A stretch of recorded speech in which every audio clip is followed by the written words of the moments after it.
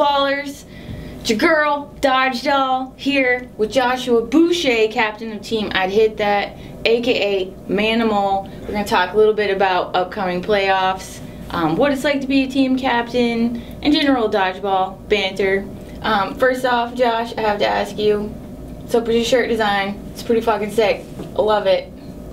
Yeah, so the shirt design's awesome. It was designed to be intimidating from the other team's standpoint. So we basically have a dodgeball player with blood spatter, and essentially that's the message we want to send to the other team, is that through Nerf balls we will spatter blood. Yeah. So I noticed that some players on your team have crosshairs on the dodgeball player, other players don't. Is this representative? Yep. Of something? So the crosshairs were an added measure of intimidation. I chose not to add it. With a name like Manimal, I figured it would be too much intimidation for the other team. So my shirt, as well as Tommy Guns, lacks the target, but the other players have them. Yeah, I guess they need that extra push of intimidation.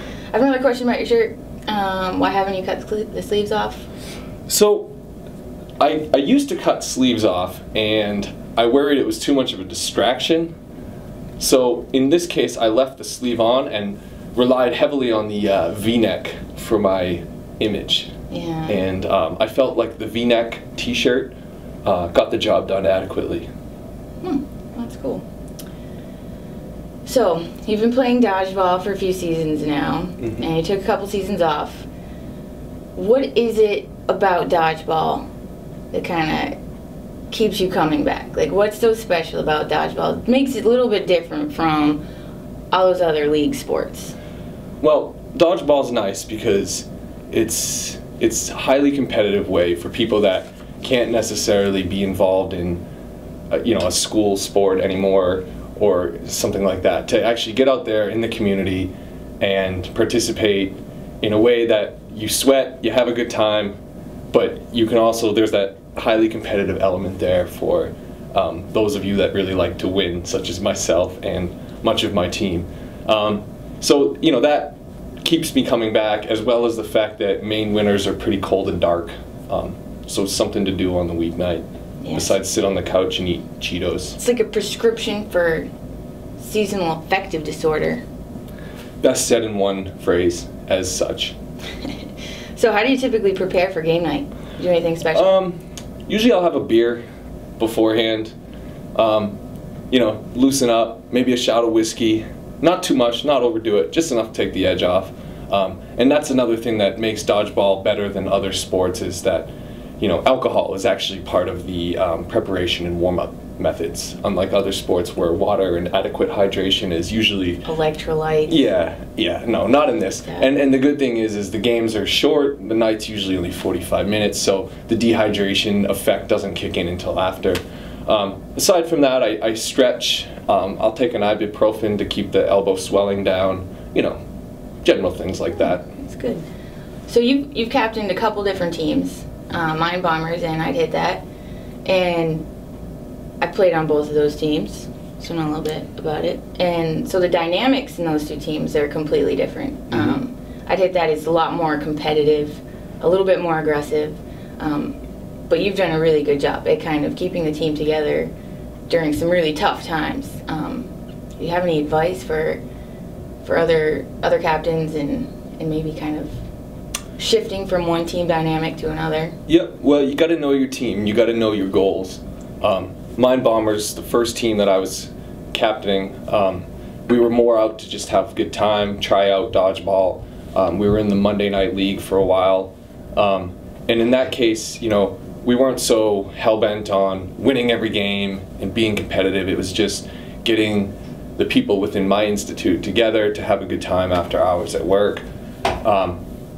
And then we decided to take on, as we became better at dodgeball, we were like, well, hey, maybe we'll have a chance in in some of the higher leagues.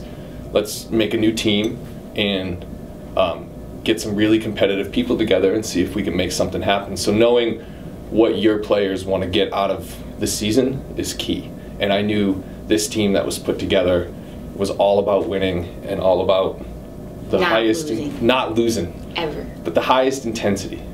Yeah, do you ever feel bad for the other team when we win? Well, Jackie, does Chuck Norris feel bad when he roundhouse kicks somebody in the face? Probably not. Exactly. No, I do not feel bad, because I've been on the losing side enough, and I know it. I mean, it stinks. Nobody likes to lose, but just keep in mind it's war mentality, and they wouldn't feel bad if you were losing. So do you have a favorite opposing team in the Scorcher division? Believe it or not, I really like playing Money Shot. Although they're the top seeded team by a long shot, it forces us to play better as a team, and when we do beat them in an individual game, the feeling is the best out of any other team, because you know you just beat the #1 team. And not only that, but they're good-spirited and they don't cheat. They're very honest guys. If they get hit, they walk off, which is a big part of the sport. So I'm going to have to go ahead and say Money Shot. I love BSOD. I love you guys a lot. How you got the name Manimal? All right. Yeah, so Manimal was a hybrid name that was given to me, A, because I'm a man, and B, because on the court I tend to have animal-like attributes. So, you know, it was only fitting that I received a hybrid name as such. A lot of times I can't control my animal-like instincts on the court, directly pertaining to the aggressive nature of my behavior, my sudden outbursts of rage, and my excessively high jumps, which I think we'll elaborate on more in a moment. So, you know, Jackie adopted the name Manimal for me, and it sort of just stuck. We all try to sort of have nicknames on the team. Basically, it's because he's a beast. A beast, yes. So, speaking of your jumps, let's go there for a minute. I don't think I've ever seen anybody else in the league with a jump as high as yours. So it's pretty much your signature move. What I want to know, and probably everybody else wants to know, how did you get your jump so high? Did you use some kind of genetic experiment to modify the attributes of your legs to resemble that of a bullfrog? You know, Jackie, I wasn't going to go there, but since this is a massive expose of my life, I figured I would come clean on camera. Yes, I actually have genetically modified my quad muscles to obtain the jumps that I have. Working in the lab that I work in, we have access to the micro-injection machine, and I've actually synthesized the quad muscle growth hormone, called the quad muscle growth hormone, and I basically inject it into my striated muscle, and then I do power squats, and yeah, it's basically allowed me to obtain quad muscles similar to that of a baby elephant. And so when you have quad muscles that are designed to move an elephant moving a human, you can obtain abnormally high jumps. Yeah, an elephant. And that just affects your legs. It just affects my legs, specifically Not anything else below just your whole lower body, or just the No, legs? just my quad muscles. It's a pretty localized effect at the site of injection.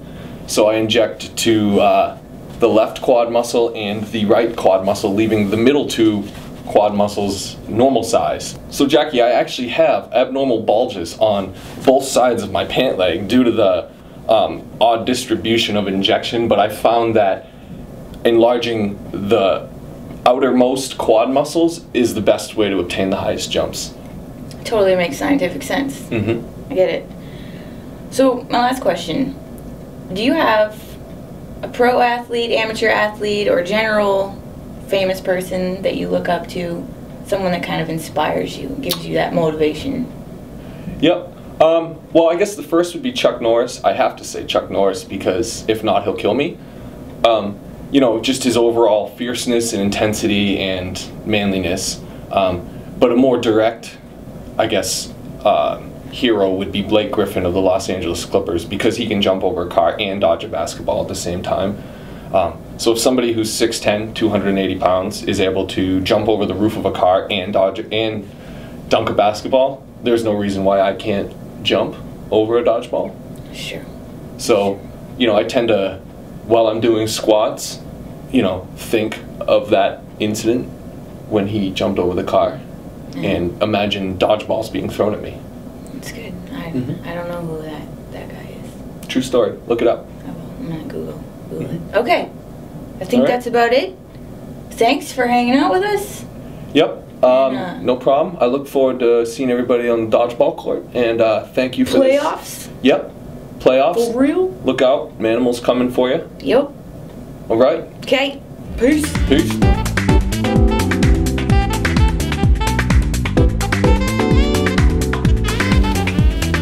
Oh God, I'm already feeling the giggles. But overall, it's. Oh, can we start over? Have some genetically, small elephant. Yep. It just affects your legs, It just, you or know, the whole lower half of your body. so it, there's an abnormal bulge on either side of the leg. So I actually have abnormal bulges on both sides of my pant leg, but.